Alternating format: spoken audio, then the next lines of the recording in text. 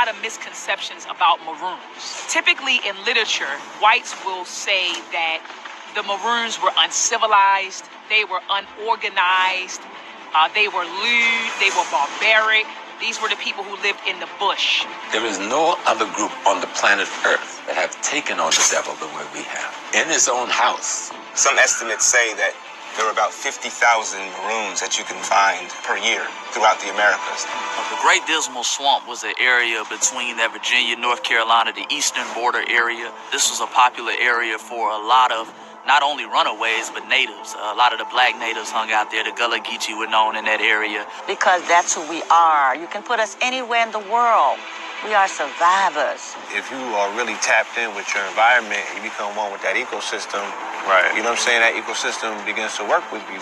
We were robbed of our definition of who we were, which is our nationality and our tribe.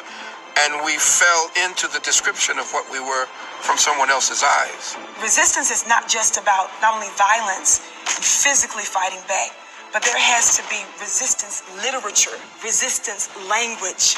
A whole 2 detachments of U.S. soldiers got mowed down by the Black Seminoles. They destroyed an entire U.S. military force. Out of 110 people, they killed 108. That's damn good shooting. The Black Seminoles were using all types of guerrilla warfare tactics, and these warfare tactics are studied in military schools to this day. They didn't like Muslim slaves. The same reason they didn't like Indian slaves, because they weren't afraid to die. Once you realize you're not safe, your children and your families aren't safe, the people who you're bringing in the world are not going to be safe long after you, there becomes a need to stand up and survive at all costs. We are the Maroons. We are today's Maroons. We are the force that's moving forward. We will never be stopped.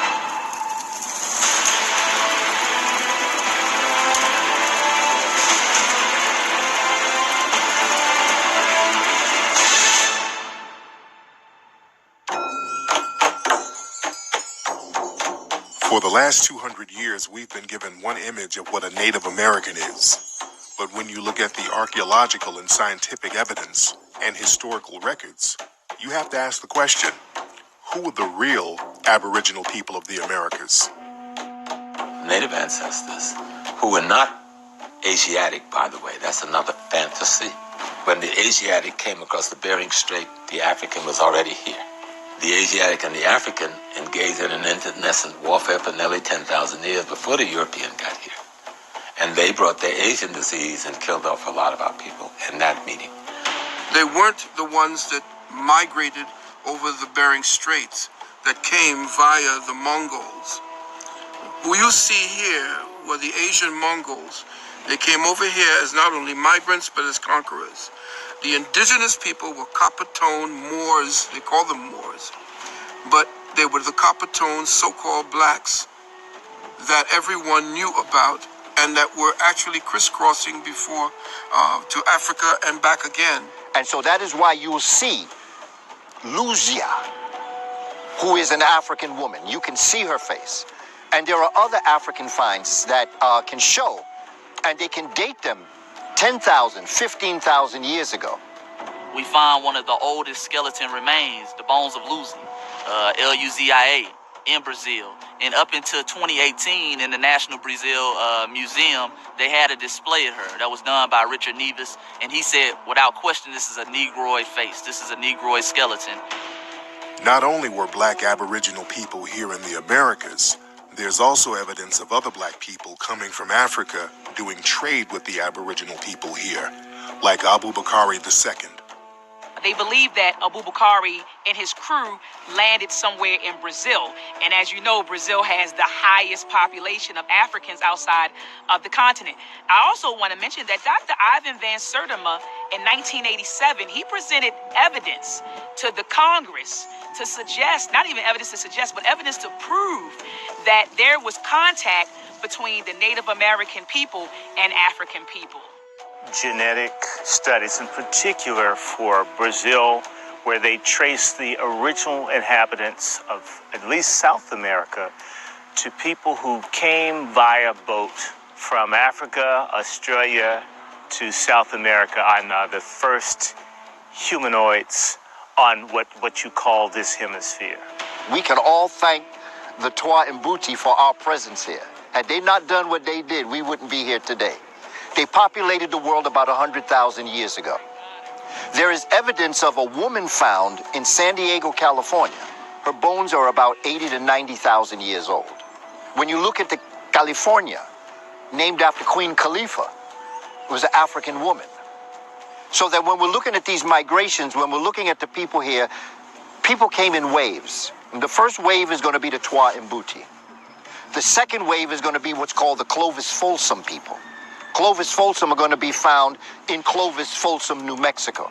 McJunker, African American, who was an archaeologist, anthropologist, found these bones.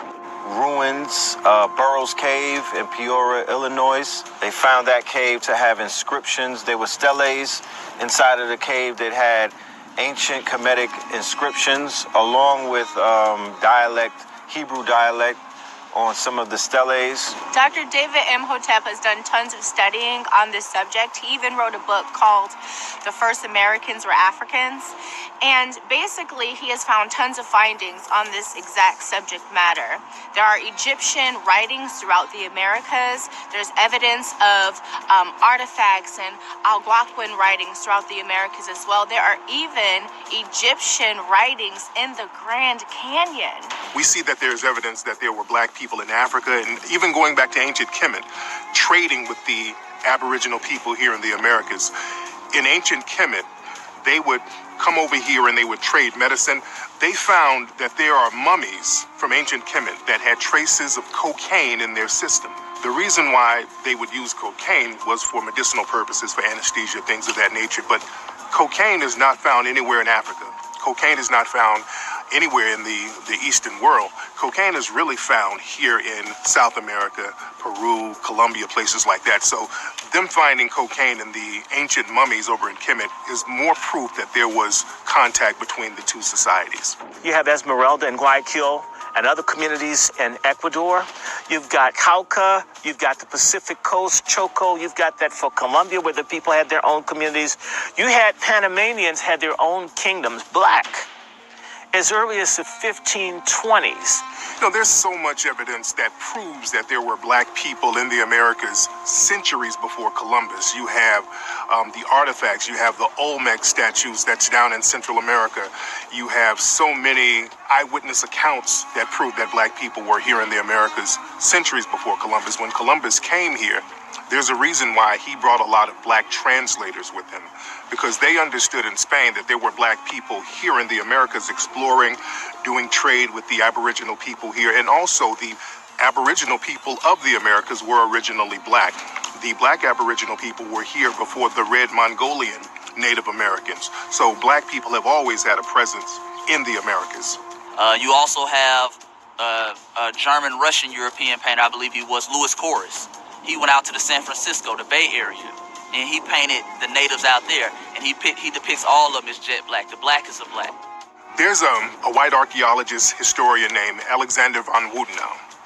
He moved from Germany down to Mexico. Von Wutenau was one of the few white men who would tell the truth about the things he would find. He found that there were so many artifacts with Africoid and Negroid faces on ancient monuments and figurines down there in Central America and here in North America as well. He wrote a book called Unexpected Faces in Americas. And in his book, he documented all of these private collections of figurines of black people that date back thousands of years here in the Americas. The third is the Algonquin, still African, but now you have a touch of a people that were impacted by the Ice Age, but they're still an African people. Now, the fourth is going to be the Inuit, derogatorily called Eskimo. And these are the people that are going to be more in the Canadian area, the North American area. And then the last migration is going to be what we call the Mongoloid invasion, who are Asians who are escaping from the Genghis Khan and others who are invading. They're pushing them down through Asia into the American continent. Those are the 5 migrations. But the first 3 are deeply embedded in the African tradition. The first migrations did not come via the Bering Strait. The first migrations came directly from Africa. Not just that, there's probably very good chance that the first human beings that populated this planet populated Brazil. Because when the Africans left the west coast of southern Africa, where you have Northwest Africa, Namibia, you have a number of countries, where they would have migrated, they would have gone on what's called the Benguela Current. And that Benguela Current, along with the wind system, would have brought them directly into what we today call the Amazon River. So in Columbus Journals himself, he talks about talking with African seafarers who tell him of a current that they call Little River, and that if he caught this current off the west coast of Africa, it would take him to a new world. So we have evidence that Africans were coming to the Americas long before Christopher Columbus. We've always been told that America was named after European explorer Amerigo Vespucci, but there's evidence to suggest that variations of the name America existed way before European contact. His name was Alberigo, and up until 1505, his name is Alberigo. But we find that he's writing letters to people and he's introducing these concepts, such as the mountains, Amerisques, that's located in Nicaragua. There are an African group of people known as the Mesquitu, who are the ancient peoples of this area. The same migrations that's coming to this part of the world, these are the people that are here now. They form themselves into the Mesquito. Americua meant land of the great winds. And you know, everywhere you go, you see hurricanes and tornadoes. Well, we, our people, the autochthonous people, called it the land of the great winds. But it was the beautiful land. Van Wootno also talked about how at the Smithsonian, they went out of their way to hide a lot of the black monuments and figurines so that the public wouldn't know about it. So he revealed a lot of the finesse games that went on when it came to hiding the black presence in the Americas. You have a painter who comes down here by the name of P.G.F. Van Rijk. And he comes down to Georgia in 1736 and he paints the Yuchi people. He's actually a refugee in their tribe. Okay, and he paints these people, the supreme commander, the chief, and all of these are jet black people. All of them are jet black people. So we see this literary evidence all over as well. Actually, you can go to the Smithsonian. They had a discovery in about, what was this, around 1939 in the Smithsonian. They published an article talking about how they found Negroid skeletons in what is now the U.S. Virgin Islands or the West Indies. Okay, this is 200 years again before Columbus. So we see this evidence all over. In Spain, for 700 years, you had black people called the Moors who dominated Spain and southern Europe for that matter. And they brought a lot of culture, they brought a lot of knowledge and learning and enlightenment to that area. But at one point, the white supremacists wanted to take back over their continent. So they had the Reconquista. We were always qualified by the description from the European. So you would be a Moor, which came from the Greeks Maur, and of course we adopted that name Moor. It was a descriptive adjective. It was not who we were. That's why it was always qualified with, say, Obayid Moor or the Chickasaw Moor. Okay? We were robbed of our definition of who we were, which is our nationality and our tribe. And we fell into the description of what we were from someone else's eyes. When the Europeans arrived to the Americas, they had some very interesting depictions of the people they saw here. And they often compared them to the people they saw in Africa, and they compared them to the Moors who occupied Spain. They also spoke specifically of, you know, the characteristics of the people that they encountered. They described them, you know, very thoroughly. They said that they were melanated. They said they had Moorish attire, you know, sashes and things of that nature, plume feathers. Everything that they were used to seeing in the Iberian Peninsula, they saw mimics of it over here. So there's been many different waves of black people coming here to the Americas. There's evidence that you had Moorish explorers going all the way back to the 7th and 8th century, trading with people here. You have documents talking about a Moorish explorer named Ibn Said trading with the people over here in the New World. In the 10th century, there was a Moorish explorer, Ibn Farouk. There's documents showing that he was trading with a Western continent over here and taking goods and products back to the old world. They taught them how to bathe, how to be civilized, and anything that you see in Spain today has some regiments of what the Moors brought over there. The series of events, they were a series of battles, multiple battles that were lost throughout the Reconquista and whatnot, which happened to be about 400 to a 500-year campaign, along with the Inquisition, which was a very long campaign. So the Moors were being run down militaristically. They were winning their battles and they were losing a few. And then a lot of infighting was taking place. So ultimately, the Moors were ruling in Spain and southern Europe for 700 years. After a while, the Moors got into a lot of infighting. There was a lot of infighting in Moorish Andalusia. There were different kingdoms that were split up. They weren't unified. While they were still being split up, the white Christian empires, they were consolidating their power. They were getting on code with each other. And they were slowly running the Moors out because the Moors would not get on code. The Moors would not consolidate their power. The Moors wanted to have all of these splintered kingdoms. And the last kingdom was the Kingdom of Grenada. The Moors were pushed out of Europe, and particularly specifically Spain, by a collective group and effort by Europeans. It was led by Henry the Navigator, and he pushed them out of Spain, and he actually followed them into Africa. And he becomes known as one of the first European settlers who has some type of influence and actually becomes a governor in certain part of West Africa. Spain, as we know it now, they started the modern wave of white supremacy as we know it.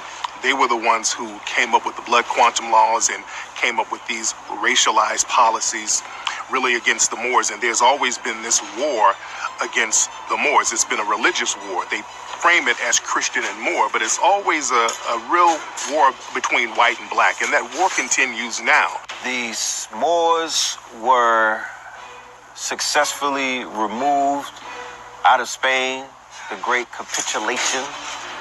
There are many factors that we have to bring up that led to this eventual expulsion. We have the Reconquista, which was a concerted effort by European nation states at that time, right? Clans, families, and things, and kingdoms. The Kingdom of Aragon, the Kingdom of Castile. We have the Inquisition by way of the Jesuits. Grenada was the last Moorish stronghold in Spain. The kingdoms of Castile and Aragon, they consolidated their power, consolidated their military, and consolidated their resources, and they finally got the Moorish stronghold out of Spain, 1492. So the conversion was basically to drop your faith, right? Become Moriscos. You have to become a little more, Morisco, what they considered a little more. And for the Jews, they had to get baptized, and they had to take on anglicized names. Anglicized names, an example of that would be in history. There's stories about a Muhammad Ibn. He turns into Alfonso. So when we read about people that we may perceive to be Europeans, they're talking about Moors or Jews, and they're anglicizing their names. When people talk about Thanksgiving, there's many rumors and folk tales about the real origin of Thanksgiving. It has nothing to do with the Pilgrims getting with the Native Americans and them having this big feast. Many people say the real origin of Thanksgiving is in Spain in 1491, November 25th. This is when the last Moorish stronghold gave up power and turned over the keys to Grenada to the Spaniards. The Africans are bringing a culture. Spain didn't have a culture. In 1492, when Castile and Aragon, the kingdoms of Isabella and Ferdinand, overtook Boabdil in Granada, they didn't bring anything to the table. And quite frankly, Spain has been falling out of place since then. Many people believe that the turkey was supposed to represent the Turkish Moors. A lot of the Moors were connected to the Turkish Ottoman Empire, and the Moors had these red fezzes that they would wear and red scarves and red bandanas. And the turkey, as we know, it has a red thing dangling from its neck.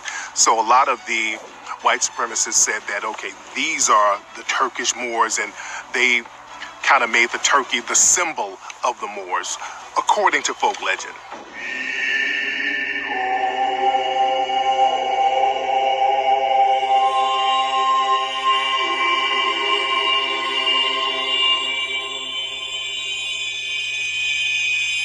Because Africans had been taken, there's two currents, the Canary currents, and then I think the other one's called the Congo currents, it's further, or the Guinea currents.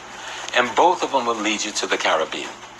One will drop you automatically in the Gulf of Mexico, and the other will drop you automatically in the Dominican Republic. Africans have been doing this for centuries on centuries on centuries. And so they told Columbus about this. Columbus take it back to, they knew they weren't going to no India, but they had to sell a package. They couldn't sell a no man's land package. So they said, we can get to India to the gold and the wealth and so forth. And that log will go from Africa into the Caribbean without any cruise, sails, whatever, because it's the sea current. The fish do it too. You mean people who are fishermen can't do that? Nobody ever got... Of course they did. The thing about Christopher Columbus, a lot of people believe that the Columbus voyage was a big finesse. A lot of people believe that Columbus knew he was not going to India. They knew where India was. But Columbus sold this finesse because it's easier to get money and resources to travel to a known place than to say, I want to get money and capital to go to some unknown world that we've not explored before. One of the boats, you know, the Nina, Pinta, Santa Maria, I'm not sure which one, but one of them was owned and operated by twin Moore brothers, the Pinzon brothers. And so we see that the Africans were intricately involved in everything that happened in that area. He lied to them about where he was going. And because they felt if he's going to India, we got to guarantee gold. We don't have to worry about the Silk Road. You know, the Chinese got that under lockdown. But now he's going to help us get the same wealth without the Silk Road, without the Marco Polo thing. And he didn't produce, at least not the wealth they wanted at that moment in history. And that's why they put Columbus in prison for all those years. So many historians believe that Christopher Columbus knew that he was going to a new land. And plus, Christopher Columbus had Moorish sailors and explorers with him, and they knew where the Americas were. Because when Christopher Columbus sailed off in 1492, remember, they took over Grenada. And when you take over a society, when you take over an empire, you take over their resources, you take over their knowledge, you take over their science, you take over their navigation, you take over their military. And the Spanish, they got access to those Moorish maps in 1492 because the Moors, they had a stronghold on trade. And they're not going to give up their trade secrets. They're not going to tell you where they're getting their products from. They're not going to tell you who the plug is. Once they got conquered, once they got expelled from Spain, now you got all of that knowledge. So the minute they got those Moorish maps, they hit the road. One of the things that the Spaniards did, the Crown of Castile and Aragon, the one thing that they did was that they removed the Africans that were on the land. They removed them from the land. And the one way, it's pretty much what the British did to the Irish, moving them. In order to take the Irish land, they removed them and brought them to the United States. What they did with the Africans in Spain, they tried the same exact thing. When Columbus and other explorers came to the Americas, they all brought black translators with them. Even up in Canada, they had Mateo da Costa. Down in South America, they had Juan Garrido. Here in the Americas, they had people like Estevanico the Moors, the Nino brothers. These were Moorish explorers. In fact, the boats that Columbus used, they were owned by Moors. One of the most famous translators, his name is Mateo da Costa. He actually was one of the black translators who came from France, and he served as a translator for the Portuguese. Columbus definitely brought black translators with him coming to the Americas. The Nino brothers, more specifically. Pedro Alonso Nino was well-renowned traveler and explorer.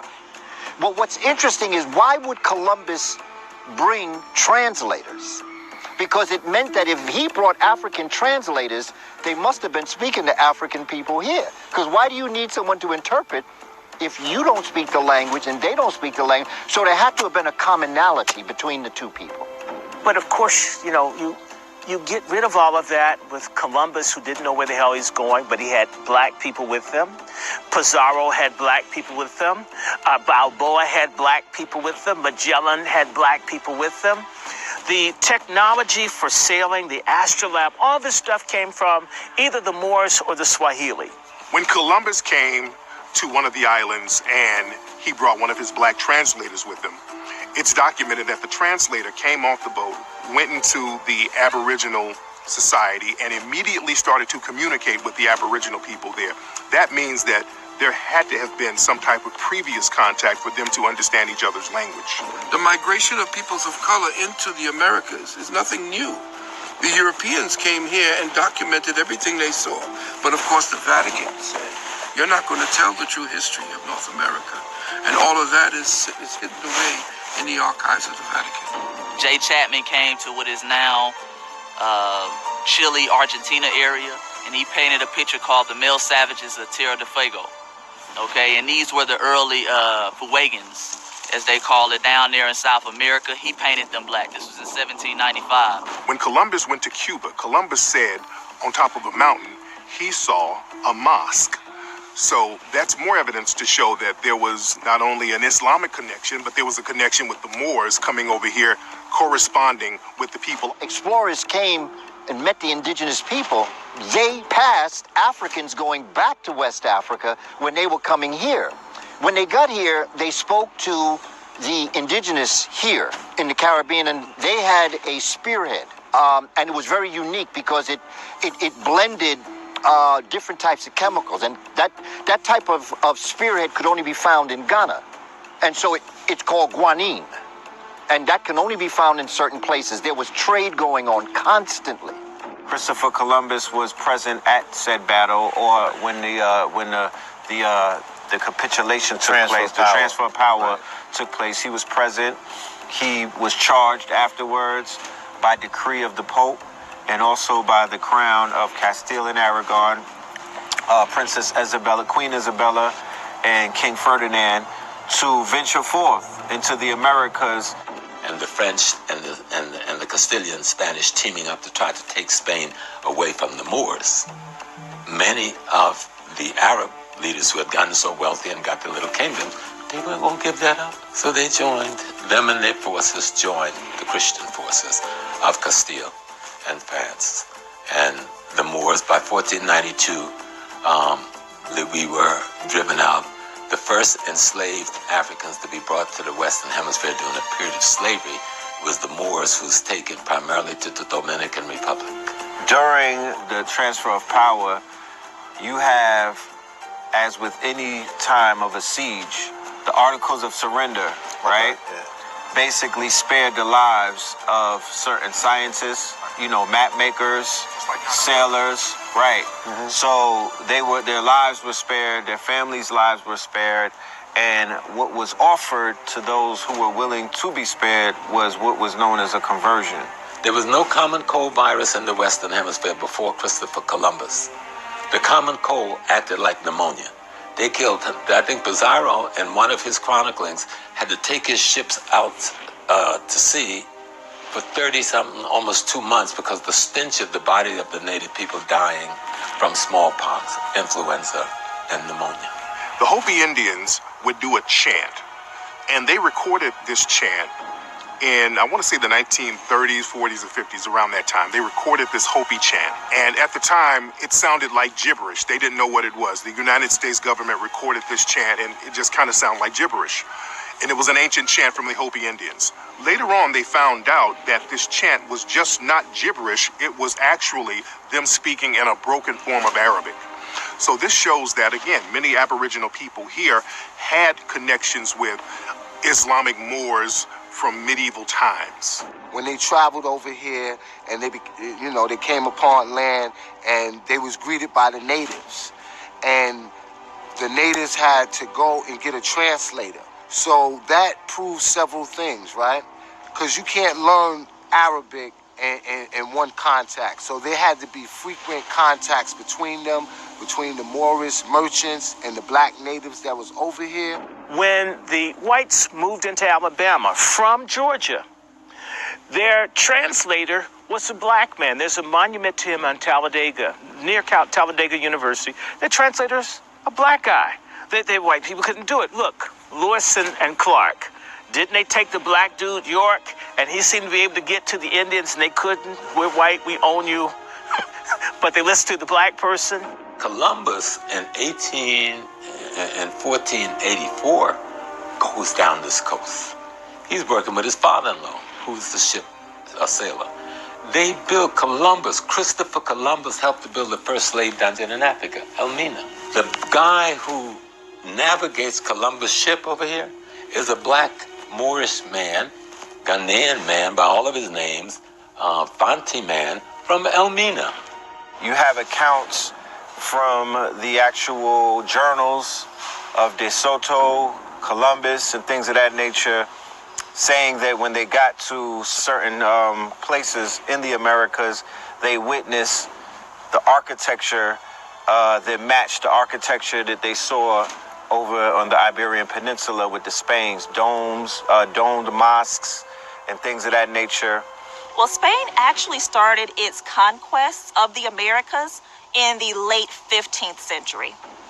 They had conquered and taken over much of the Americas, with the exception of Brazil, the British colonies, which later became the United States, and just a few isolated areas in the South American continent and in the Caribbean. But they really had a large, dominant presence in the Americas. Many Native Americans were reclassified as Negro, and they still do that to this very day. You have black Aboriginal tribes. You have the Shanticock out there in Long Island. You have the Washita down in Louisiana that many people don't talk about. These are black Native tribes that's still here, and they are not getting the federal recognition that they deserve.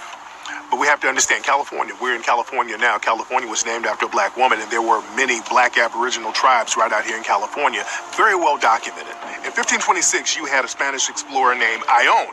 And Ayllón was one of the first people to come to the North American continent. And this was the first time that they brought enslaved black people to the Americas. Ayllón most likely brought these people who are in Moorish Spain. They brought them over here. They were Moors. There's no evidence that Ayllón actually went to Africa to get these black people. So most likely they were already in Spain, and they were prisoners of war from the Moorish conquest. So he brought these people over here. They set up a colony in the South Carolina, Georgia area. They called it San Miguel del Guadape. They were there for a few months. The black people rose up against the Spanish. They burned the village down, ran the Spanish out of here. The Spanish went back to the Caribbean, and then the black people blended in with the Aboriginal society here. And so they're responsible for killing millions of people with diseases, not warfare. Now, when they write their history books and their movies, they're the gallant warriors with the shield. That's bullcrap. Their diseases debilitated us.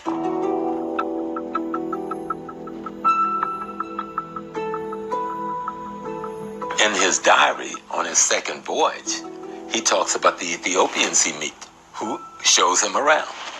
Balboa, who comes after him, said when he got to Mexico, he met these Ethiopian blacks. And he said they came from a town about 40 miles away that was all black. This is Balboa. This stuff is written in history. The Spaniards began calling the people who ran away by these derogatory terms. Fierce, unruly. That's what Seminole means. Cimarron was that they were fierce, unruly, unkempt, runaway. These are some of the terms. So right after the San Miguel del Guadape riots, when the black Moors ran out the Spanish and they blended in with the Native American tribes here, years later, Hernando de Soto came. And he explored Florida, he explored Georgia, he explored the North and South Carolina area, and he ran into a Native American tribe, and he saw that the queen, Lady of Cafetachequi, she had married one of the black Moorish Maroons. So this shows one of the early connections between the black and the Aboriginal people here in the Americas. And they ran into a group of people who are my people. I'm from the Chicora Nation, as well as the African Nation. And so we rebelled, and we burned one of their ships, and one escaped back to the Dominican Republic. But what happened to all those Africans? We melted into the population of African and Native people who was already there all along. But that wasn't the first time when, who was it, the English explorer came. Drake. He dumped us there too, because he couldn't make it back. They were eating each other in order to make it back to England alive. He wouldn't even give us a chance, thank God. We got to go in the swamp and meet the family. And they had to eat each other to get home to England. Some more explorers are Antonio Pigfagan. And Antonio Pigfagan is very significant because he traveled around the world with Magellan. And so as traveling around the world with Magellan, he's seen black people all over. And he knew the difference between a black person, because a lot of times they try to tell us, oh, well, these people are just kind of tannish or reddish, and they thought everybody was black. But Antonio Pitfagen traveled around the world. When he got to Brazil, he said these people who were making these giant canoes, these were black men. Looks like they came out the infernos of hell. That's what he said. This book, The Shaping of Black America, by Dr. Laurent Bennett, there's a chapter in there called The Red and the Black, and he deals with that issue and how the European Americans solved the problem. They said, listen, they're all black. Let's just raid their villages and put them all in slavery. People like Giovanni Veracino was an Italian explorer. He came to the Carolina area, and I believe this was 1524, somewhere around that nature. And he talked about the complexion of the people was black. He said not that much different from the Ethiopians. And what happens as well on his trip, a boy that is traveling with them on this journey in 1524, he actually gets caught out in the ocean and he almost drowns. And the natives save him. When they get the boy back, he tells them that these natives that saved him were black like the others. Okay, so this is something else in his letter. You can find this in the letter 1524 to Francis, King Francis. A lot of Native Americans who had black phenotypes, they just got reclassified as Negro without them even knowing it. You had white supremacists like Walter Plecker working in the statistics office, Naomi Drake working down in New Orleans and Louisiana. Plecker, who was in Virginia, they went through all the records, him and his people, and saw anybody with any type of black phenotypes or anybody with any type of black ancestry or any Native American who could be perceived as black. They just reclassified them as Negro.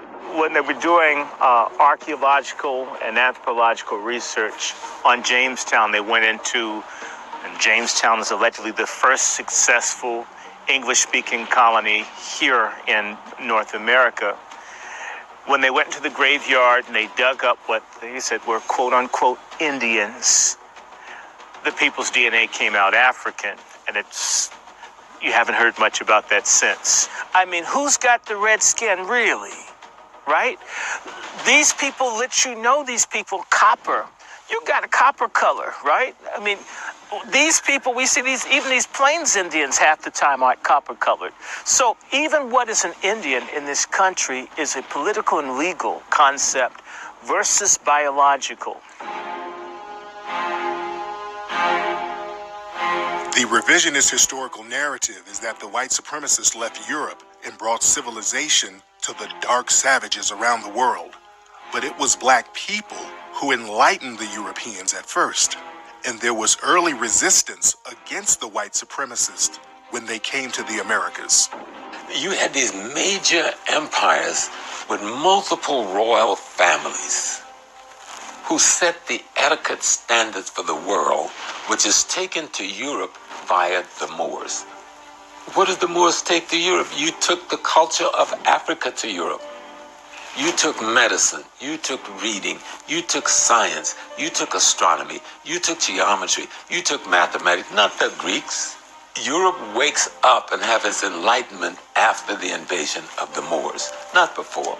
In the 1800s, you had a historian and archaeologist, Constantine Rafinesque.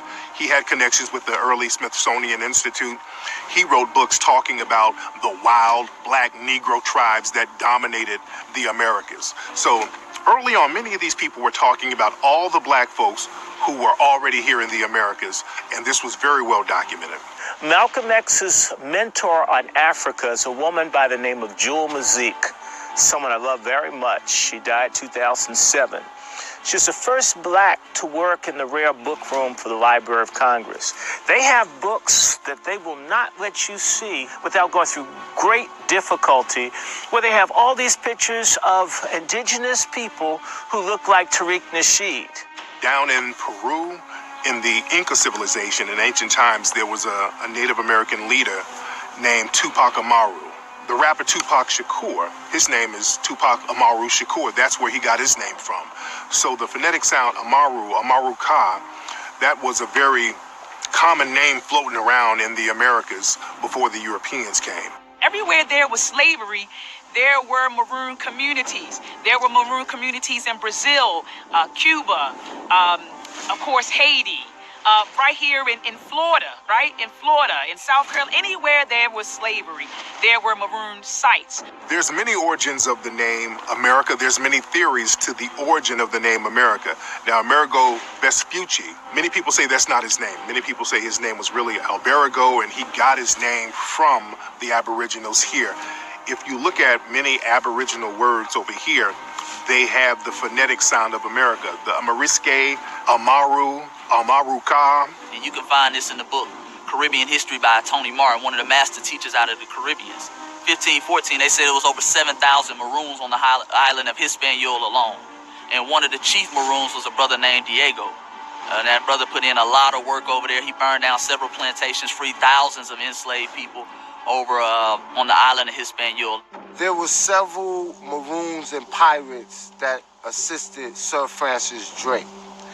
One particular one that always stand out to myself and to others is an African that was a runaway slave, and his name was Diego.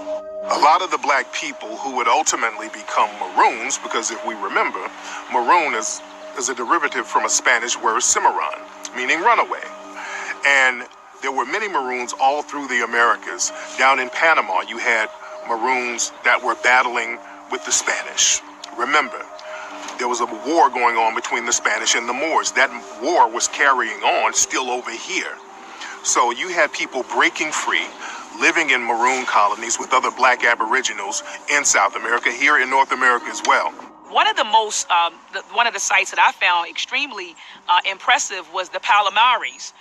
They were located in Brazil, and estimates vary, but some scholars said they had as many as 20,000 people at one time, a part of that particular Maroon colony. Many of the Maroons learned how to ally with different empires against another empire. At one point, the Maroons would ally with the English. Sometimes they would ally with the French. Sometimes they would ally with the Spanish. Later on, that's what they did with the Seminole War. They allied with the Spanish, but early on, they allied with the English against the Spanish, and that's where Sir Francis Drake comes in. Here in the United States, because of the weather, the climate, they forbid the drum, because the Europeans here realized the power of the drum. And, I mean, even if you look at what goes on in terms of training, if you looked at the Zulu nation of South Africa, they train by the drum. Their movements by the drum. Even if you look at Pele and soccer, they used to practice soccer playing the drum. So the drum is like the heartbeat of the community.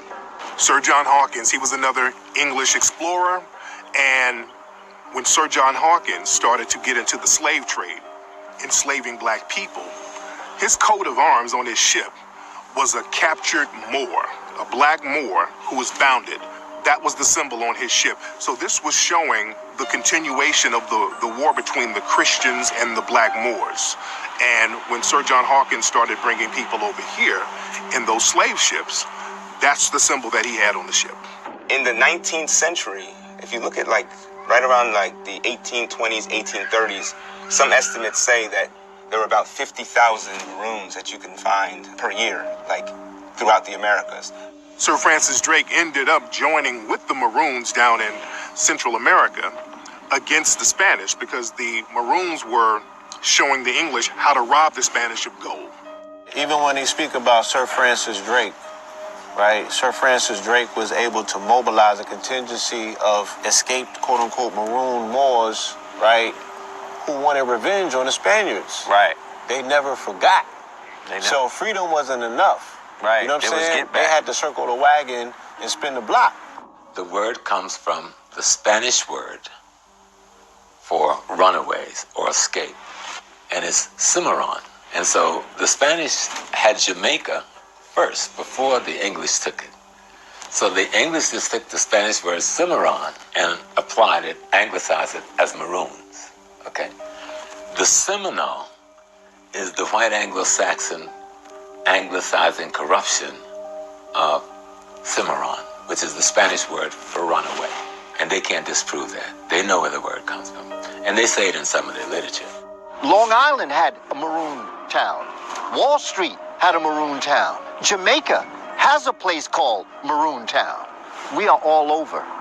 We're here now. And we're not going anywhere. You got to understand, these people, we are agrarian people who always dealt with the ecosystem, always studied the ecosystem.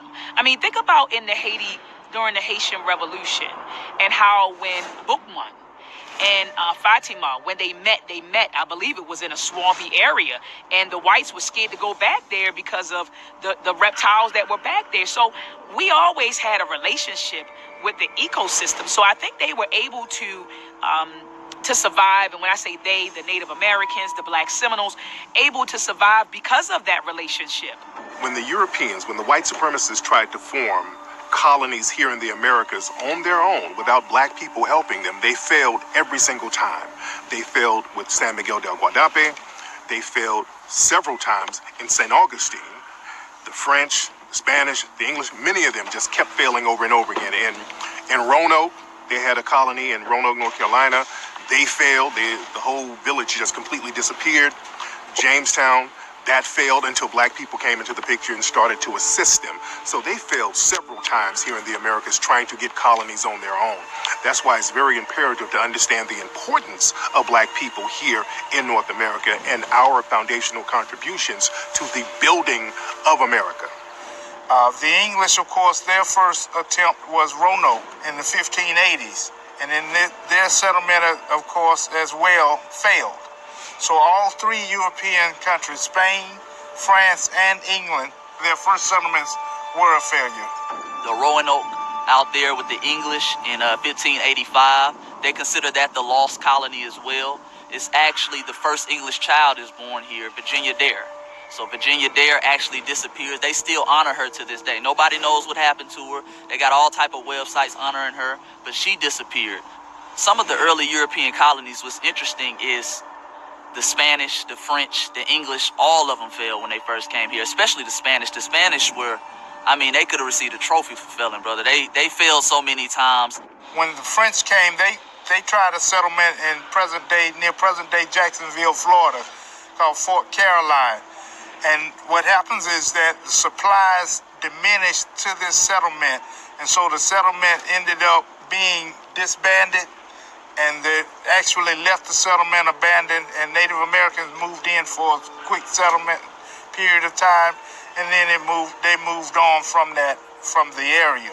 You don't bring inferior subhuman trash to create the new Atlantis. You want to create a new empire, you get the best at the best prices versus getting the sorriest people. And even Jamestown, I always say it's the reason why they started at 1619. They don't want you to talk about what happened because they got in Jamestown John Smith in 1607. But they were failing on and off. The natives really were only thing keeping them alive when they first got here. They had something called the Jamestown Starving Times from 1609 to 1610, where they went from 300 to 50. And we have evidence that they even had to start eating each other in order to survive. There were several European explorers when they came to the Americas. Almost all of the early ones said that they saw black people here in the Americas. Just over and over again, they kept saying they saw black people who looked like the same people from Ethiopia or Africa. That's what they called Africa at the time. Benjamin Franklin said, hey, we can't deal with those black folk, but we can make Mongoloid people. We can make them honorary whites. See, because remember when the Europeans came over here, there were very few women, white women. So they married Indian women. Mongoloid Indian women, see. And so over time, they took the land away from the black Chickasaw, Blackfeet, whatever.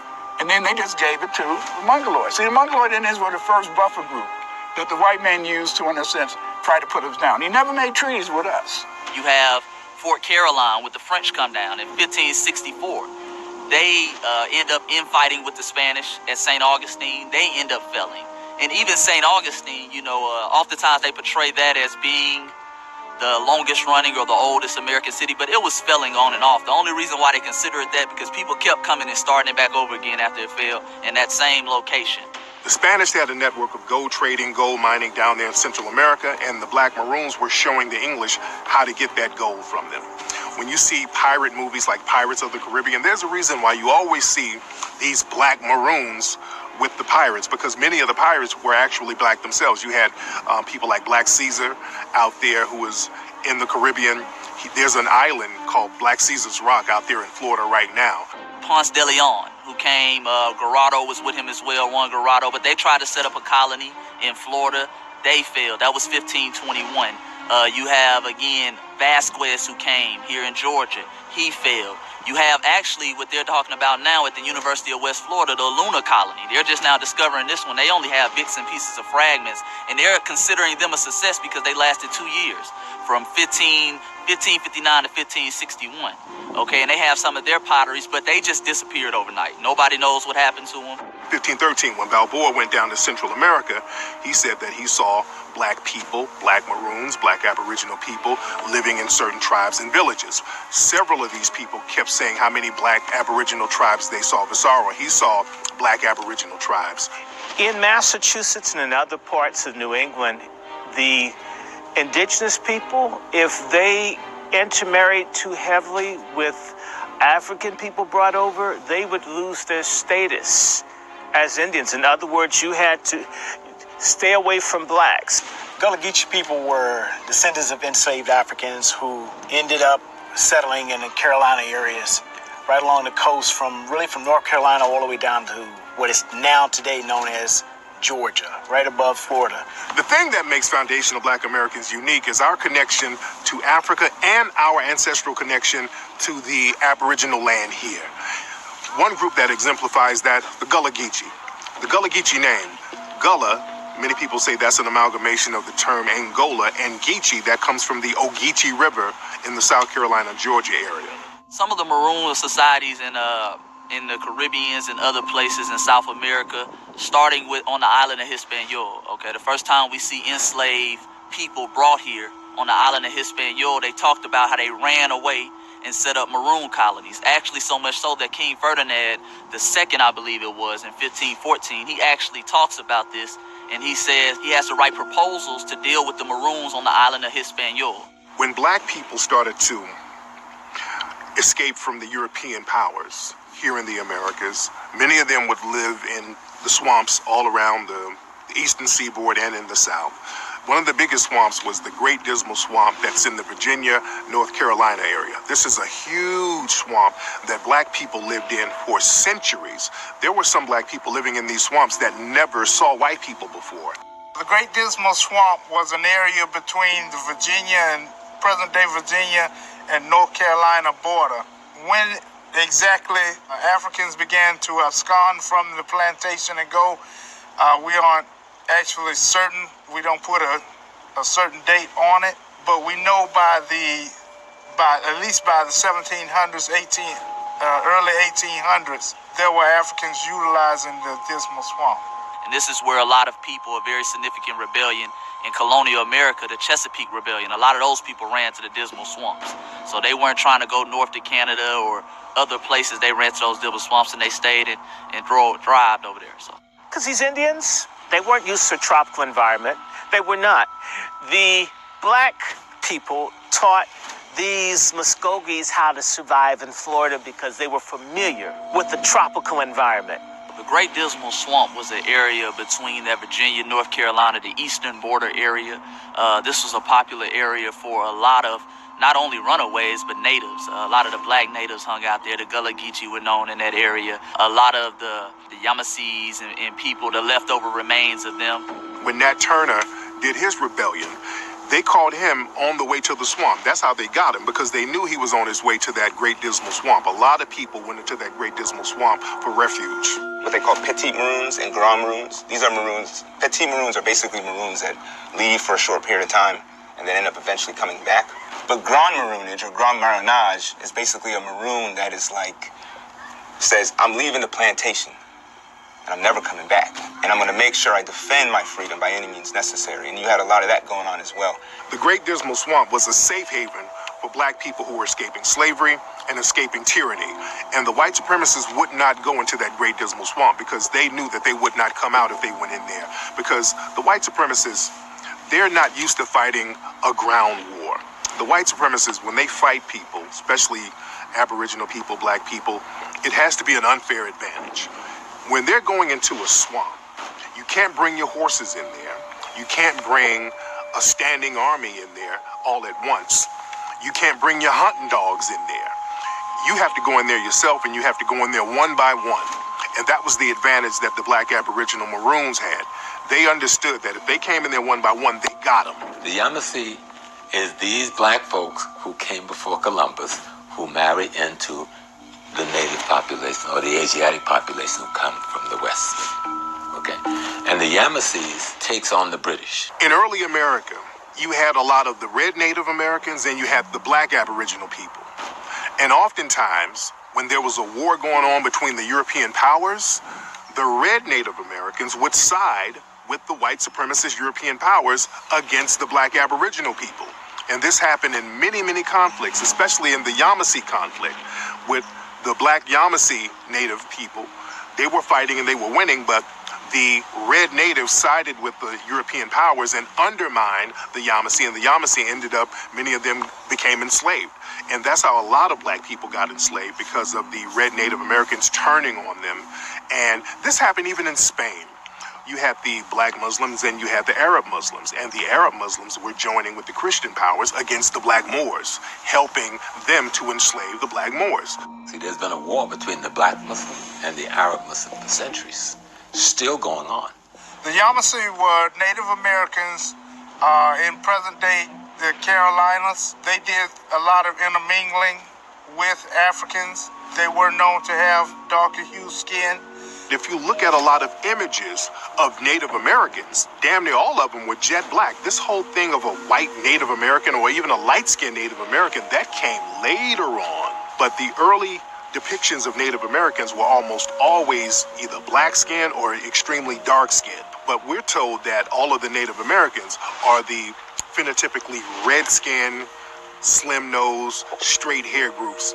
And we know for a fact that there were black Aboriginal people here, wide noses, big lips, big afros, and this is very well documented by many explorers, by many historians. This was an area that was so popular that the Europeans knew about. There was so many runaways, so many black people in this area. They actually signed this fugitive slave clause of 1730.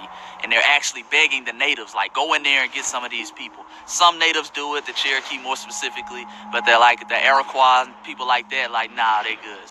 It's really interesting because people don't even realize that Africans, prior to the Emancipation Proclamation, had found spaces of generational freedom within the Great Dismal Swamp. There were people that were born there and died there and had children there and grandchildren in this Great Dismal Swamp and defended that territory from outsiders and had no idea what a white man actually looked like. So it's actually it's a pretty interesting story when you really start getting into the Maroons. People who did not want to be under the English, people who wanted to get away from being enslaved, went there because there are alligators, it's malarial, and people were afraid to come in there, plus the folk were violent. In Massachusetts and in other places, people were denied the right to be who they were. Someone could come through, and if your hair had too much curl in it, you guys aren't Indians anymore. We're white, we said so. That hasn't changed. The Bureau of Indian Affairs at this very moment refuses to recognize hundreds of indigenous groups based on what's called blood quantum, straight out of Nazi Germany, straight out of apartheid South Africa, straight out of American apartheid. Because part of the treaty was, we're going to track down black folks and give them back to white folks. And they said, no, you went up to New York and made that deal. They gave you money, but we're not making that deal. We're not selling our brothers and sisters back into slavery. There were maroon colonies all around the eastern and southern areas of what would become the United States. But the most infamous Maroons were the people who would become known in history as the Black Seminoles. That's when the split came between the Creek and the Red Tail Creeks. The Red Tail Creeks then moved into Florida with the black runaways, the Seminoles. And they became the Cimarron, and they became the Seminole. So the Great Dismal Swamp, the black people who lived in the Great Dismal Swamp, they lived there really until the late 1800s. They were there for a long time. Well, they were really there until the Civil War. And many of the people came out of the swamp and they assisted in the Civil War. Early American Republic had money problems. Let's be real. They didn't have an IRS then. They couldn't just take everybody's money. So you fail from the 1790s to 1804 to stop the Haitians, right? You have a war with the Barbary States. That's a war. You fight with the Indians all over the place. That's a war. Wars cost money, right? You have the War of 1812, and you have Monroe locking off everything where people couldn't trade. So the early American Republic has real money problems. The Igbo or the Negro Wars in the South threaten the economic future of the country, which increasingly was connected. In fact, it always was connected to the agricultural production of the South more so than any place else. They saw that there were Mongolian-looking Native Americans, and they saw that there were black-skinned, Negroid-looking Aboriginals here too. And the white supremacists said, hey, we can play on the differences here. The red people, we can give them certain privileges and benefits, and we can get them to help us assist in capturing the other darker people. Now, ultimately, what happened, they would colonize the red-skinned people as well and put them on reservations and basically wipe many of them out. But again, the black Aboriginal people, what happened to them? Where'd they go? They didn't wipe everybody out. The black Aboriginal people are still here. They've just been reclassified as Negro. In the 1790 treaty, many of the Creek Indians, they cut deals with the white supremacists. And part of the deal with the treaty was for the Creeks to turn in black people who are runaways and to turn on the black Aboriginal people. So again, they've always had these little deals where the white supremacists would play divide and conquer based on phenotypical differences. Seminole Nation was not a distinct Native American nation with some black folks trying to join. No, that's the white folks' mythology. The Seminoles is a nation that came about from the amalgamation of the Southern Creek Muskogee Indians and the black escapees who the Spanish who owned Florida at that time was calling the Cimarron. And there were many types of swamps like that all around the country. You had swamps in North Carolina, you had swamps in Florida, you had swamps in Mississippi, swamps in New Orleans. In fact, there was a maroon colony called Hal's Kingdom in Alabama. There was a foundational black American who was enslaved. He got out of slavery, formed his own maroon colony down there in Alabama called Hal's Kingdom. They still have a lake named after him now called Hal's Lake down there in Alabama.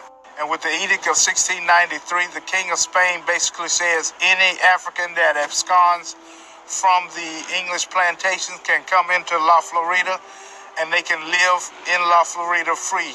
And they can live in either two ways. They can eke out their own maroon societies and their own existence in the wilderness, or they could come and live under Spanish rule.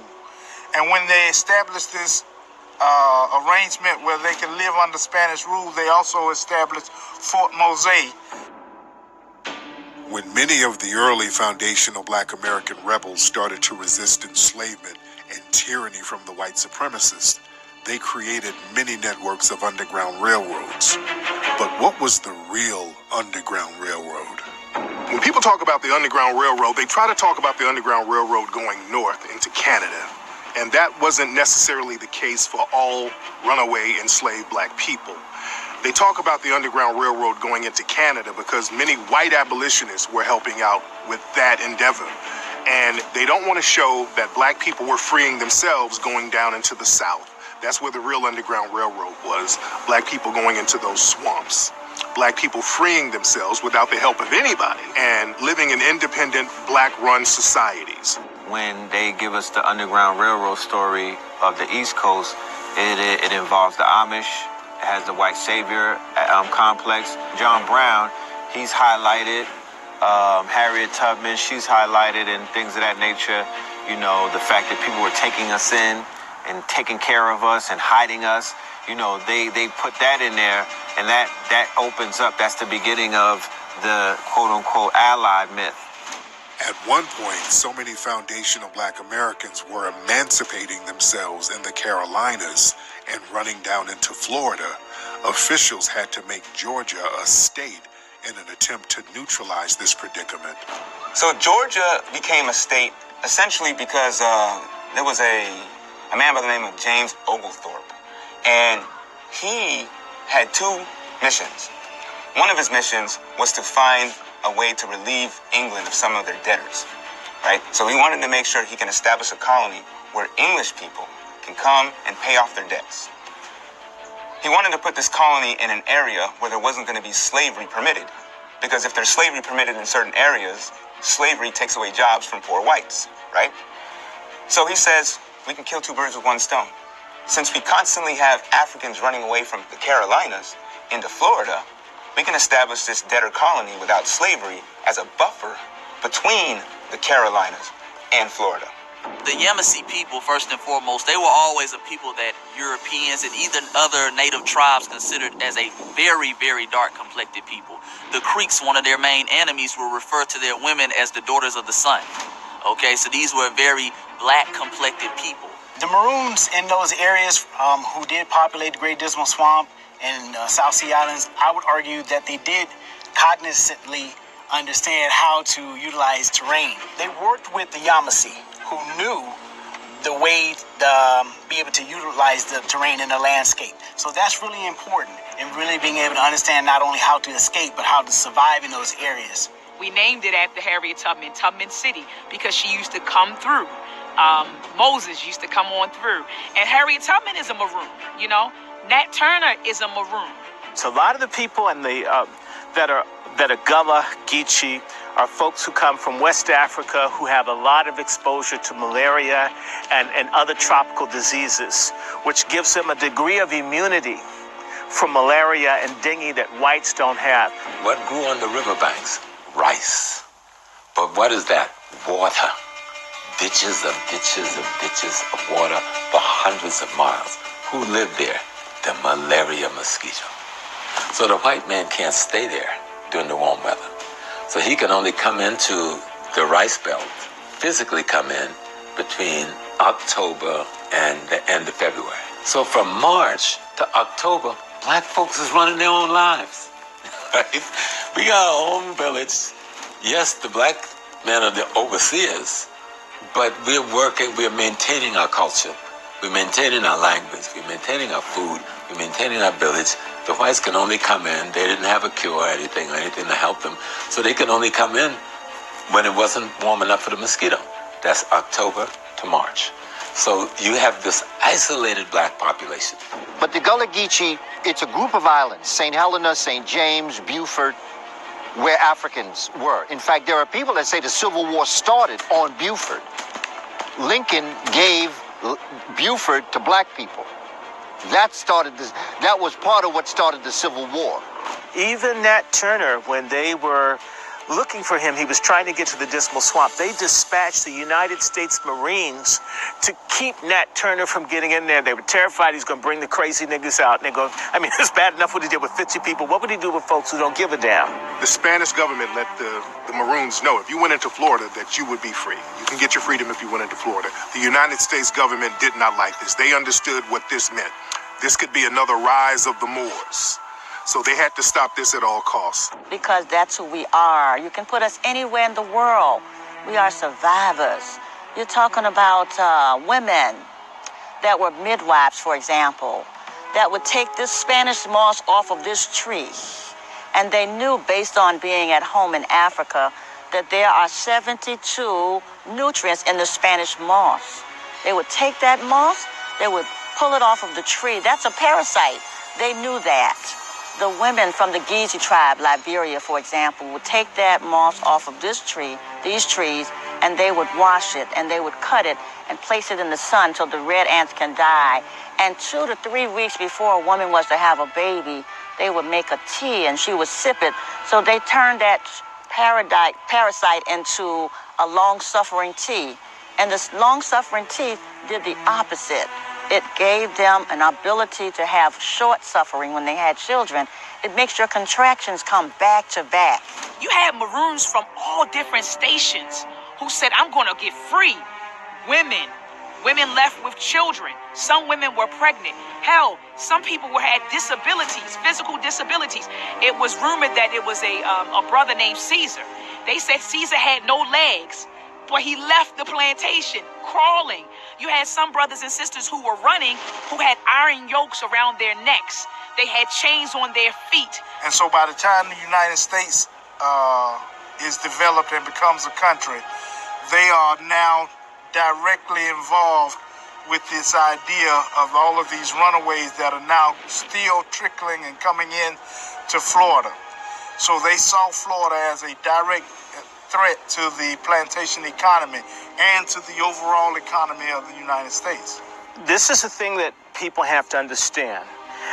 What you call an Indian, a lot of that has been hijacked by whites deliberately intermarrying with the elite matrilineal groups of the various so-called 5 civilized tribes. And so like even now, the people who are Indians are really biologically mostly white people. And so you had white Indians, if there is such a thing, basically working with Anglo whites to screw the blood Indians, and then the Indians mix with blacks and so forth. The Cherokee actually flipped sides.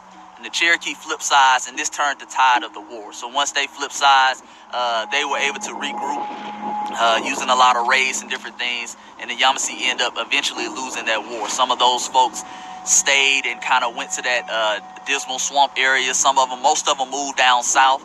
And this is where we get the Seminoles. There was a man by the name of William Simons. He wrote a book called East Florida, an account of the Seminoles. And he said the Seminoles were the descendants of the Yamasees.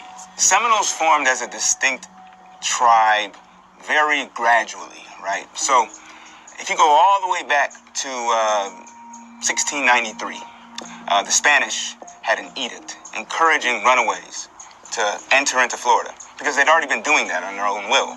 When South Carolina was created, that's actually called Carolina at the time, they were starting to import a massive amount of Africans into the colony. Immediately, Africans do what they do. They escape slavery, and they're looking for a place where they can find some kind of freedom. What ends up happening is the Spanish realize this, and the Spanish are enemies of the British at the time, and they're saying, whatever the English or the British lose, we, as the Spanish, can gain to our own advantage. So this edict was basically saying, all runaways, self-emancipating Africans that make their way into Florida can end up having their freedom as long as they defend and protect Florida from the encroaching British who are always coming down into this area. Let's talk about the Treaty of 1790. It was led by a man named Alexander McGillivray. He was actually half Creek Native American and half Scottish. He and about 26 other Creek Native Americans went to establish this treaty. Now, one of the key things that McGillivray agreed to was that they would turn over runaway slaves. As Spain and Britain continued to battle for territory and battle for power, Spain saw an opportunity that was presented by the runaway slaves coming out of Georgia, South Carolina, into the region that we now know as Florida. So in 1693, it was King Charles II of Spain who issued an edict, and he used Catholicism as a guise to basically come up with an excuse to not return any runaway slaves who made it into their territory. So the idea was, as long as you convert to Catholicism and you agree to take up arms for the Spanish crown, you as a black person could live free once you arrived in what's now known as Florida. As a matter of fact, the word Seminole has its origins in the word cimarron.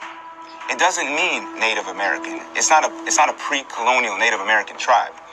Cimarron was a word that they used to use to describe runaway slaves, or runaway cattle, really, originally, that ran up into the mountains.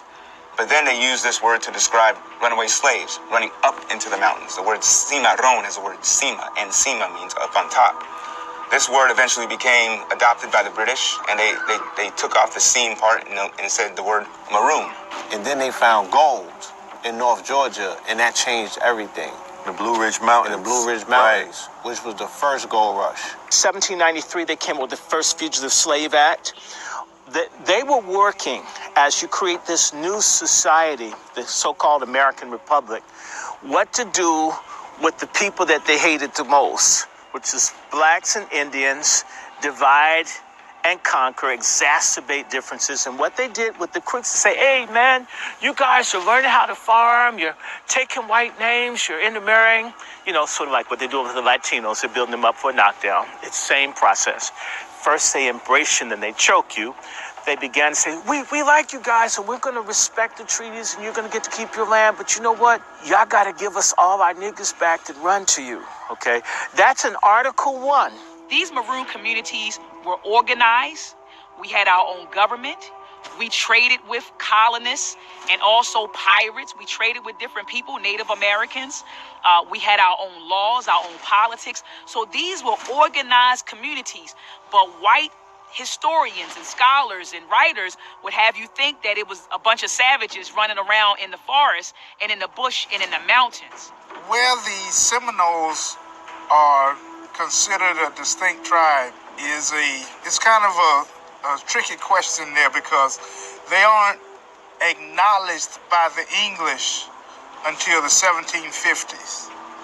Now, they began to formulate about 40 years prior to that, but it isn't until the 1750s that they are recognized.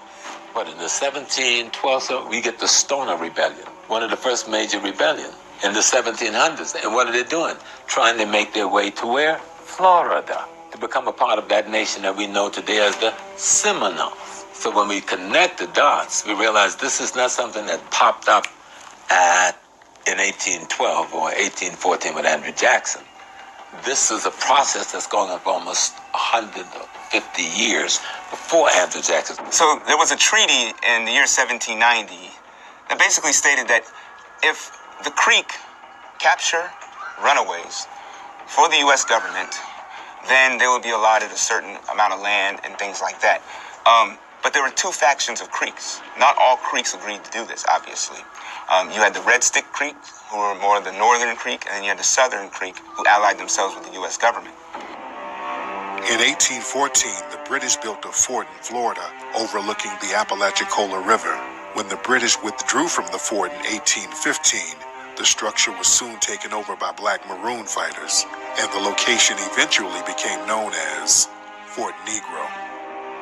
You got to understand, here in Georgia, they had to petition the government to do something about Fort Negro, because a lot of the free slaves was heading that way. They was coming from all over because they knew in this settlement they were safe. They are left this fort to defend themselves and to live as free individuals. And they saw this as a direct threat because, of course, during those times, a fort meant that you were on your way to becoming an established colony. And so they felt that as long as there was a safe haven where Africans and African descendants were living free and thriving, then that was a direct threat to plantation society. You need to go back to right here in Savannah, Georgia, the War of Jenkins' Ear, where an English captain had his ear cut off by Spanish, who said, take this back to the king and show him what we think about him. And a couple of years, about 8 years after that, you got this war that dragged for quite a while.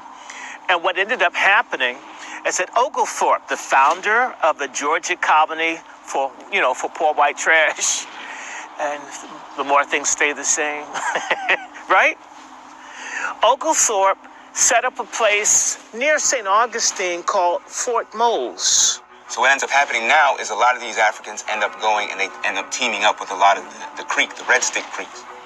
So all the Red Stick Creeks and these Africans are all working together, and they commit an assault on one of the forts right outside of Bainbridge, Georgia. And in retaliation, Andrew Jackson, he ends up coming in and starts committing assaults to a lot of the Seminole villages. Jackson and his territorial expansion, he essentially wanted to make sure that he wiped out all resistance because it was catching on in all of the areas.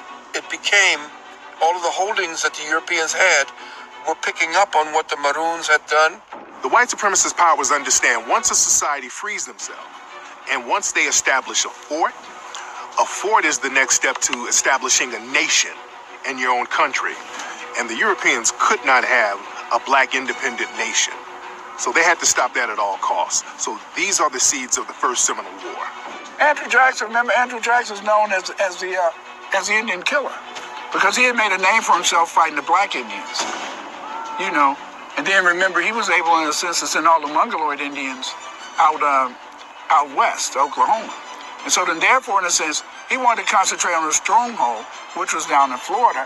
And so there's so many people was going down there trying to get their slaves back. And when they went to get their slaves, most of them got killed off. So the Africans would split their harvests with the Creek Nation.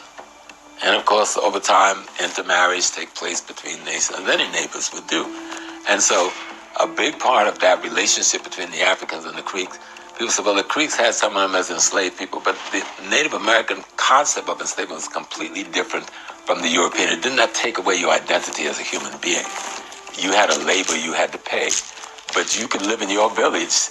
Just bring me some vegetable at the end of harvest. It'll be cool. And so that was the arrangements many of them had. So Fort Negro was a stronghold that was actually put up by the British in 1812, but ultimately they abandoned. It was then taken up by free blacks and maroons under the leadership of a black leader named Garcon. He actually had military training from his former duties with the British Marines. So that presented a very threatening situation for U.S. forces, because now you have these freed blacks who are united at this strong fort. They have these leftover weapons and arsenals that the British left behind, and they're all united behind a leader who has the know-how to bring them together and really bring the fight to the U.S. So what ends up happening is Andrew Jackson and generals like Edmund Gaines and others, they're saying, like, we got to do something about this fort. So they go down into Florida and they first commit assaults on the fort in the summer of 1816. Fort Negro was on the Apalachicola River. Apalachicola River set up in Florida. Fort Negro was actually given to them after the War of 1812 with the British. So the British had this own fort. Once they abandoned it, they lost the war. A brother by the name of Garcon took over Fort Negro, okay? And this was essentially a power hub for a lot of runaways. So the British built this fort as a home and a protection for the blacks who fought with them in the War of 1812. And that's why Andrew Jackson wanted to destroy it. And so when they attack it, I think it was in the third volley, they hit the magazine. And the magazine blew up and destroyed the fort. The Black Seminoles tried to have a toe-to-toe battle with the U.S. government from Fort Negro. The U.S. government got a lucky shot. They shot a cannonball into the gunpowder room of the fort and blew the entire fort up. Just dozens of black women, men, and children were killed.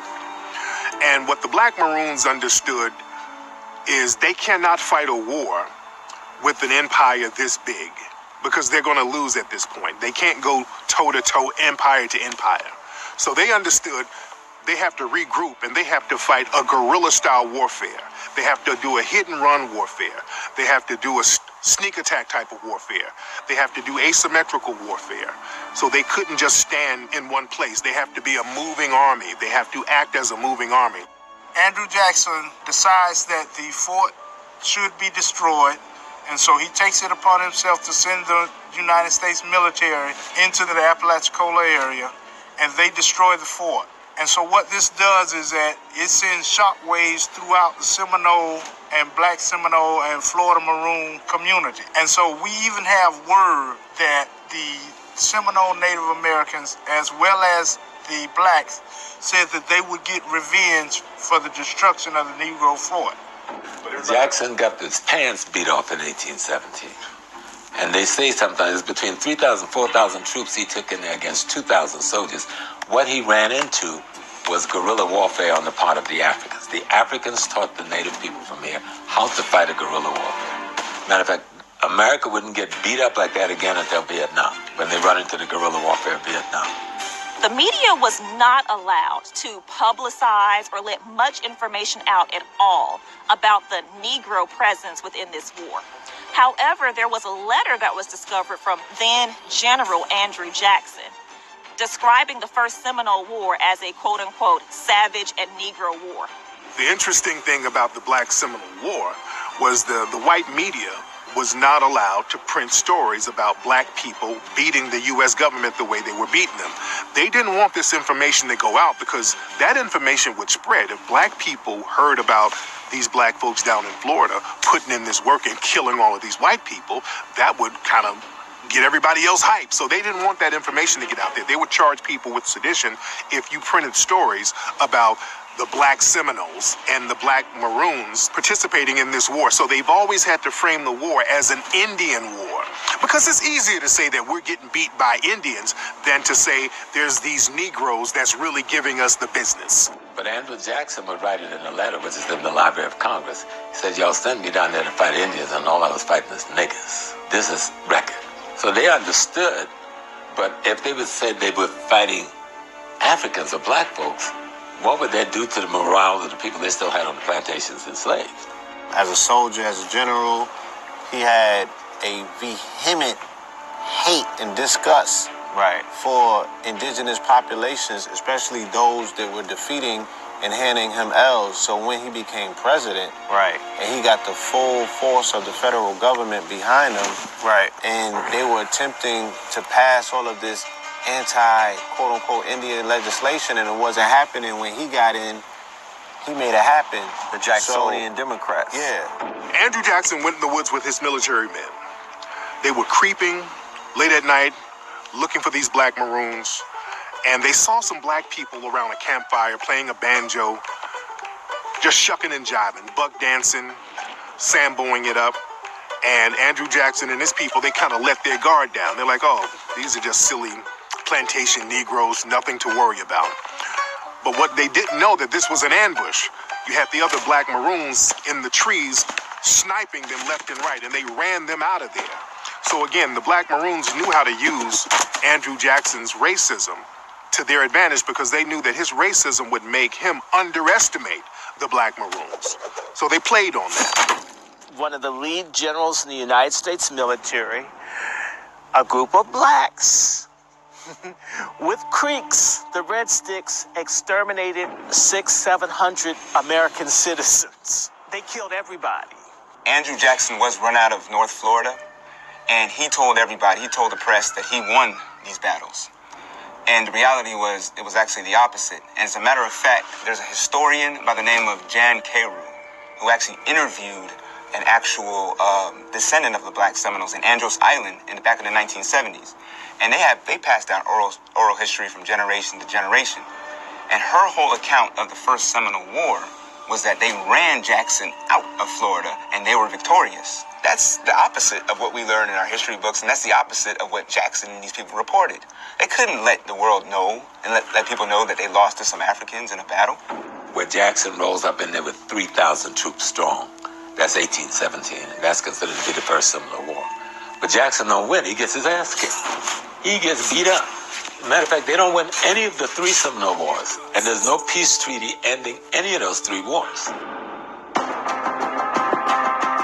There were many Maroon rebellions throughout the southeastern coastal areas, but one of the biggest Maroon conflicts came out of Florida, and it's known today as the Seminole Wars. A lot of your runaway slaves, your self-emancipated Africans, are leaving South Carolina and Georgia and they're going down into Florida, and they're arming themselves, and they're committing all kinds of assaults on plantations all throughout southern Georgia and Alabama at this time. Andrew Jackson never took his eye off of the very precious and valuable land that was Florida, or the free blacks who'd congregated there. He had a mission to get that land for the United States and to get those working bodies for the plantation system. So Osceola was a Seminole who was actually born right around the Florida-Georgia border. And he was of mixed ancestry, right? He had a lot of white blood in him, but his mother was also mixed with Native American as well as African. Osceola, after the Creeks had their community destroyed during the Civil War, the Creek Civil Wars in 1813, 1814, their family ended up moving down into Florida. And they were in a part of like north central Florida, right around that region there. So he ended up basically becoming one of those Seminoles that resisted the United States government. Many things are said about the Seminole Wars, but one of the greatest unsung heroes of the war and one of the best military fighters in American history was a foundational Black American Seminole warrior named John Horse. John Horse was a black Seminole that was out of what we call the Tampa Band. His father was a Seminole Native American. His mother was of African descent, and he was well known by the United States military. Juan Cavallo, they call him John Horse. This man could read. He was intelligent. He was the go-between between the United States, and this man was brilliant. He was a tactician like no other. And so a lot of people tend to try and understand our behavior based on, oh, they were slaves. My people, your people, none of our people, we were never slaves. We were enslaved and forced to labor by a bunch of criminals who couldn't even grow a carrot for themselves, who couldn't grow a sugar cane for themselves, who didn't know how to fish or plant rice or cook a meal for themselves. So through brutality, murder, mayhem, and genocide, you forced me to treat you to a civilization you couldn't produce for yourself, then tried to reduce me to being a slave. John Horse was a black Indian leader who was an incredible military person. He was a great shot. He worked all over Florida trying to get enslaved black folks to join the Maroon cause. Abraham is perhaps the best known black leader in the Second Seminole War. He's also known to many as the prophet or the sense speaker. I think a lot of the Seminoles called him. He was born into slavery, but as a very young man, escaped from that life and found his way into the service of the great chief Micanopy at the time. Abraham spoke Spanish, English, as well as the ASC, which we call the Afro-Seminole Creole language, which means he could speak to Native Americans, he could speak Seminole and Native American language, as well as the language that was created by the black Seminoles, which included Gullah. Abraham was one of the actual Seminole leaders, and interestingly enough, he, in the literature, you'll see he is the slave or interpreter for Micanopy. And this is a very important relationship because as Micanopy is negotiating treaty, trying to negotiate, ways that the Seminoles can be able to survive and prosper, he is bent on making sure he maintains the status of black Seminoles. Osceola became a major leader and a major ally to the new blacks. Blacks are running away by the hundreds every week, leaving these plantations in Georgia and South Carolina, and they're making it down there. He's married, his second wife is an African woman. And so he's now family. And so this is personal. And so he becomes one of the major leaders after the First War and especially particularly during the Second War. And then they tricked him to come and have a talk under a flag of truce and peace. And let's see if we can work this thing out. And they captured him. But Osceola was one of the Redskin Seminole leaders. And Osceola and some of the black Seminoles had meetings with Wally Thompson. They were trying to negotiate somewhat of a truce, and they were trying to negotiate to remove the Seminoles. They didn't want to leave Florida. And Wally Thompson was trying to coax them to get out of Florida because they were not beating them in warfare. So they were trying to make these little janky deals with them. What set the stage for the Second Seminole War was essentially, first it was the Indian Removal Act of 1830 initially. And this is where they had the Treaty of Payne's Landing, where they said, Indians, you got to go. Seminoles, you got to go. And they tried to make a lot of the Seminoles capture the runaways as well. What ended up happening was Osceola, his wife, was of African descent, and she was kidnapped. And this did not make Osceola very happy, you can imagine. And so he raised all kinds of hell there in Central Florida, and he was actually jailed for raising this kind of hell. Wally Thompson was the Indian agent for the United States that was responsible for the first treaties dealing with the Seminole Nation. The U.S. government virtually made it a crime, and they also suppressed it in the media to make sure that nobody knew that it was black people that were fighting against the U.S. government and winning major battles in this process. In fact, if you actually look at the newspapers and stuff like that, you would think it was all Native American, Indian people, right? But if you actually look at the letters between the generals, they're saying Like there's a general by the name of Daniel Noonan. He explicitly states in his messages, this is not an Indian war. This is a Negro war. And in fact, these Negroes look like they're running things more than the Indians are. John Caesar was one of the better known black military leaders within the Second Seminole War. He was coming in a slightly younger generation than Abraham before him. John Caesar played a very pivotal role in orchestrating and carrying out the plantation raids. And very critically, he made it a point to speak to the enslaved people on those plantations and motivate them to actually break for their own freedom and join the cause and join the resistance. Their level of adaptability, again, I think, like he said, being one with the land, you know, and these are pretty mystical people if you even meet them today. So having, you know, the environment become one and speak to you, that might sound, you know, very fantastical to someone who has no prior knowledge of it. But if you are really tapped in with your environment and become one with that ecosystem, right? You know what I'm saying? That ecosystem begins to work with you. So think Avatar. A whole 2 detachments of U.S. soldiers got mowed down by the Black Seminoles. They destroyed an entire U.S. military force. Out of 110 people, they killed 108. That's damn good shooting. I would say that Avatar would be a reflection of the Seminole Wars. Yes. You know, it's a perfect example of the encroachment of capitalism or corporations into ancestral land, right? And that particular ancestral land coming alive inside of the people, and the people defending it. You seeing the connection that indigenous Aboriginal people have with the land, and you see the total disconnect that a corporation has where they only see riches. They also were masters at using their environment, ambushing, getting people into the swamps, different things of that nature, getting them on that even playing field where your numbers don't matter, where you have to send pockets of regiment in to get them because the whole regiment can't fit in there. So we can deal with these folks one by one. I mean, you killed the U.S. representative for Indians. You killed a general and 2 detachments of U.S. soldiers, and Andrew Jackson's in control. Excuse me? It got to a point where the Seminole Nation had a total distrust of Wiley Thompson and the generals, particularly General Jessup, who was in command of the military. And so Osceola begins to change his tactics. They began to now increase their guerrilla warfare on these different agencies. General Jessup was a man put in charge by Andrew Jackson to lead all of the U.S. troops in Florida. Okay, and his job was pretty much to remove all the Seminoles.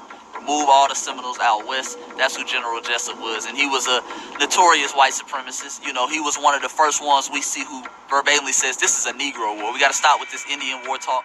One of the things they tried to do was negotiate a treaty to get the Native Americans and the Black Aboriginals to move out of Florida. And there was one infamous story where they put a treaty on the table and Osceola pulled out a knife and stabbed the treaty with the knife and let them know this treaty means nothing to me. I don't respect your treaty and we're not going anywhere. Osceola makes it clear that Native Americans would rather die than give up their land. And so he stabs a treaty with a knife and makes it plain and clear that war was imminent.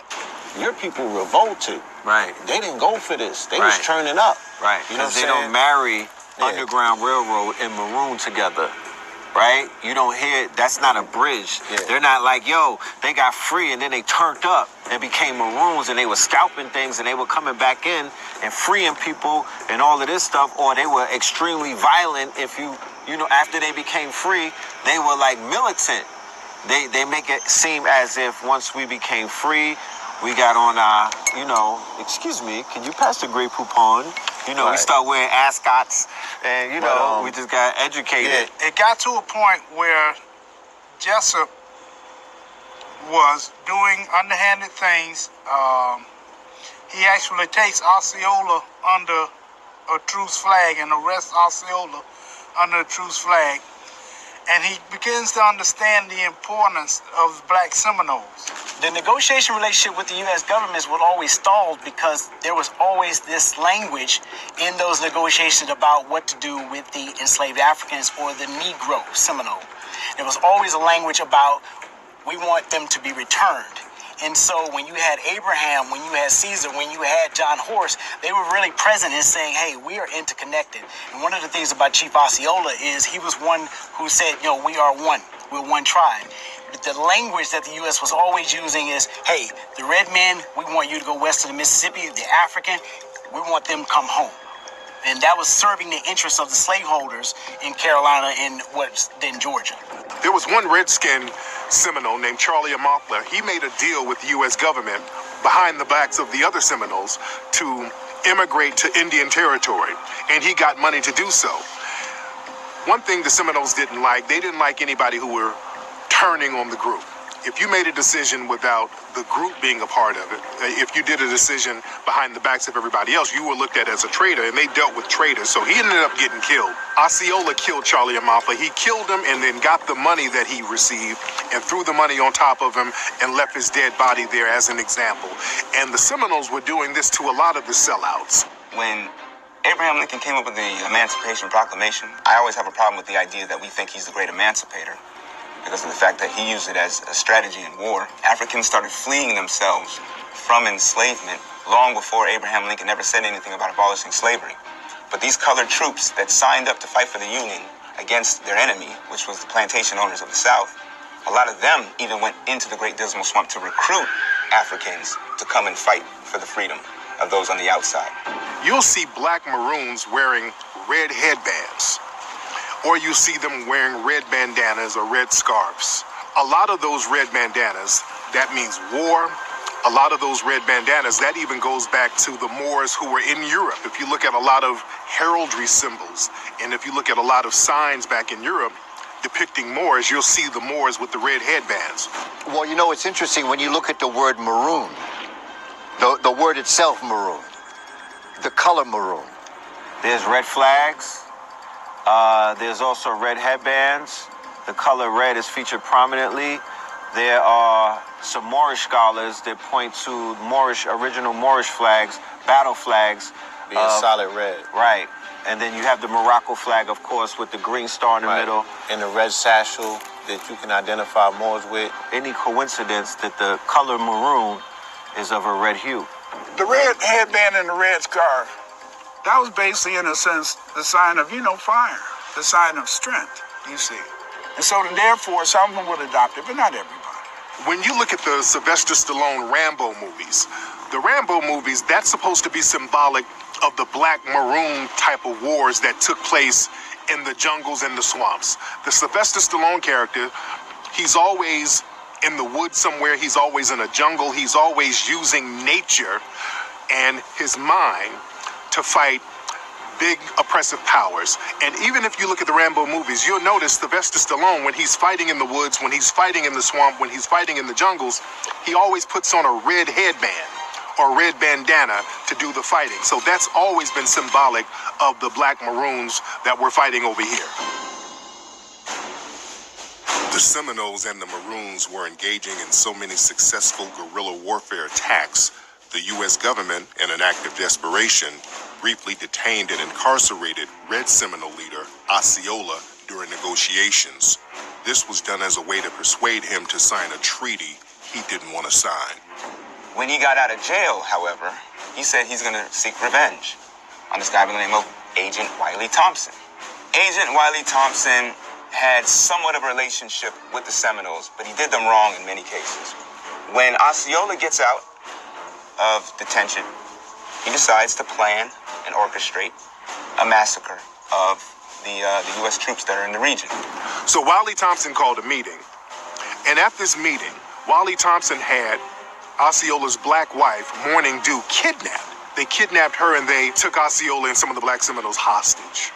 Now, we don't know what happened to Morning Dew. Some people said that she killed her kidnappers. Some people said she escaped. We don't know what happened to her, but we do know that Osceola and the black Seminoles, they ended up getting revenge on Wiley Thompson. So what they did, they stalked Wiley Thompson. and they waited and they stalked his home. And one day they went to his home and waited for him to come outside to smoke a cigarette with one of his colleagues. And they started letting him have it. They shot him dead. They scalped him. I think they took his heart out. And then they had a big celebration after they killed him. United